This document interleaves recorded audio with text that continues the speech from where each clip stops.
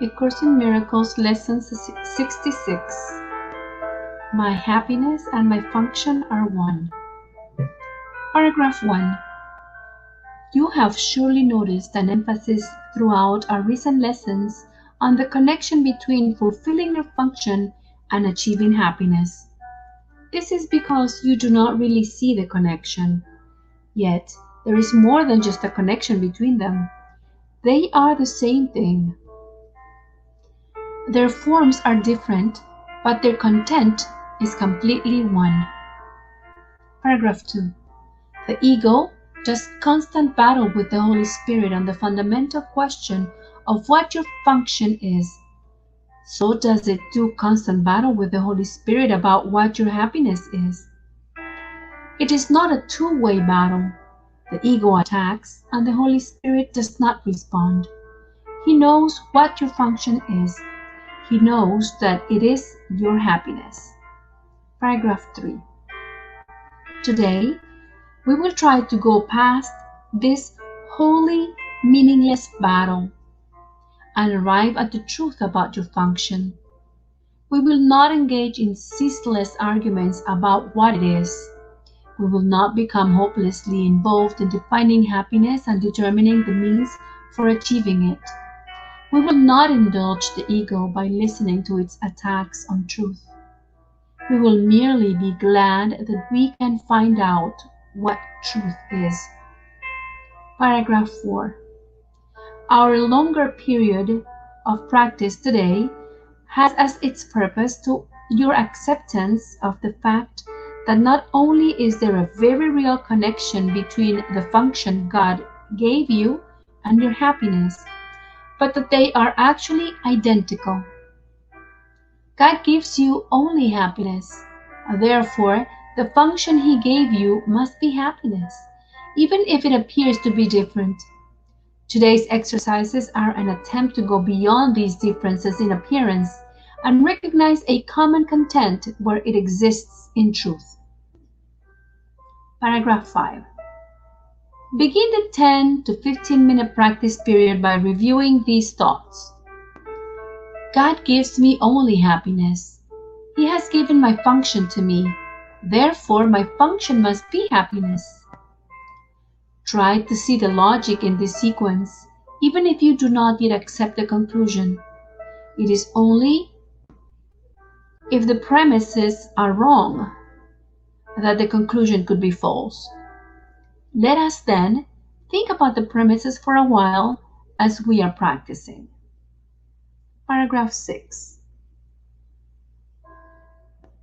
The first is that God gives you only happiness.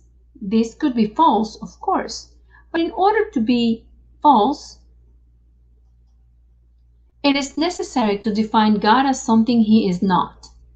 Love cannot give evil, and what is not happiness is evil. God cannot give what He does not have, and He cannot have what He is not. Unless God gives you only happiness, He must be evil. And it is this definition of Him which you are believing if you do not accept the first premise. Paragraph 7. The second premise is that God has given you your function. We have seen that there are only two parts of your mind.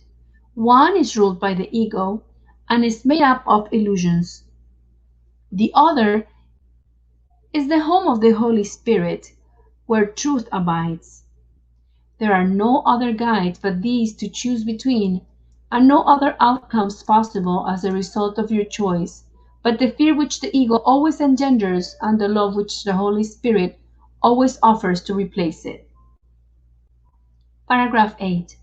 Thus, it must be that your function is established by God through His voice in you, or is made by the ego which you have made to replace Him. Which is true? Unless God gave your function to you, it must be the gift of the ego.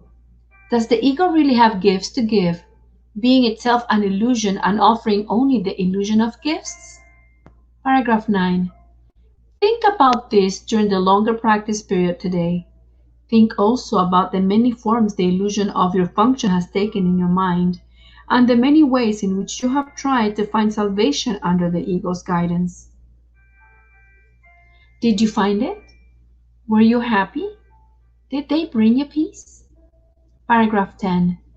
We will need great honesty today.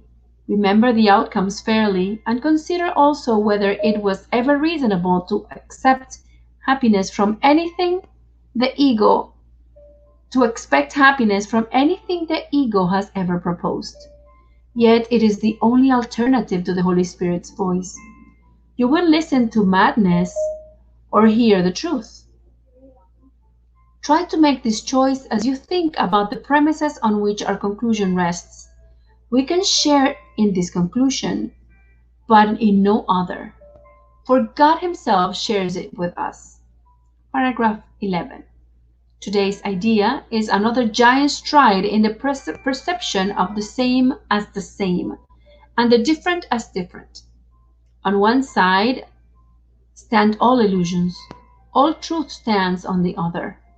Let us try today to realize that only the truth is true. Paragraph 12. In the shorter periods, which would be particularly helpful if undertaken twice an hour per day, this form of application is suggested. My happiness and function are one, because God has given me both. It will not take more than a minute, and probably less, to repeat these words slowly and think about them a little as you say them. My happiness and function are one, because God has given me both. End of lesson 66. My happiness and my function are one. Enjoy your practice.